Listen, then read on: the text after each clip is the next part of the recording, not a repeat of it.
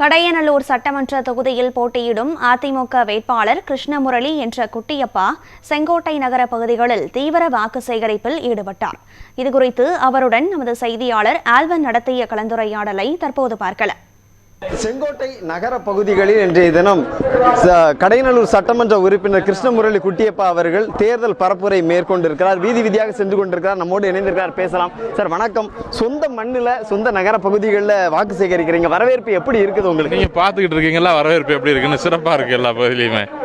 சொந்த பகுதி, சொந்த ஊர், இந்த நகர பகுதியினுடைய வளர்ச்சிக்காக நீங்க என்ன திட்டங்களை வச்சிருக்கீங்க? இந்த நகராட்சி மேம்படுத்துறதுக்கு என்ன திட்டங்களை வச்சிருக்கீங்க? ஒரு மனிதன் அவருடைய சொந்த குடும்பத்துக்கு எவ்வளவு திட்டங்கள் கொண்டு வந்து அந்த குடும்பத்தை உயர்த்தணும்னு நினைக்காரோ அதை விட கூடுதலா என் சொந்த மண் சொந்த ஊருக்கு செய்வேன். இன்னும் கடையநல்லூர் பகுதிகளில் மேற்கு தொடர்ச்சி மலைப்பகுதிகள் இருக்கிறது. அந்த மலை கிராமங்கள்ல இருந்து வரக்கூடிய வனவிலங்குகளை கட்டுப்படுத்துறதுக்கு நீங்க என்ன மாதிரியான நடவடிக்கைகளை நீங்க எடுக்க போறீங்க? அதற்கு என்ன திட்டங்களை வச்சிருக்கீங்க? ஆமா, அதுக்கு இந்த அகழி அமைக்கணும், மின்வேலி அமைக்கணும்னு இந்த அரசாங்கத்திட்ட பல தடவை கோரிக்கை வச்சோம். சட்டசபையில் கேட்டோம், அமைச்சருக்கு கொடுத்தோம், செக்ரட்டரி வரைக்கும் லெட்டர் கொடுத்தோம். எந்த நடவடிக்கையும் இல்லை. வரக்கூடிய காலத்தில் தேசிய ஜனநாயக கூட்டணியின் முதலமைச்சர் வேட்பாளராக ஐயா பொதுச் செயலாளர் மீண்டும் முதலமைச்சர் ஆவார். வந்தவுடனே அதற்குண்டான திட்டங்கள் அனைத்தும் செயல்படுத்தப்பட்டு நல்லபடியா இருக்கும். களம் எப்படி மாறி இருக்கிறது? என்னமோ களம் எப்படி மாறி இருக்கு உங்களுக்கு? களம் எப்பொழுதுமே அதிமுகவுக்கு சாதகமாக தான் இருக்கு.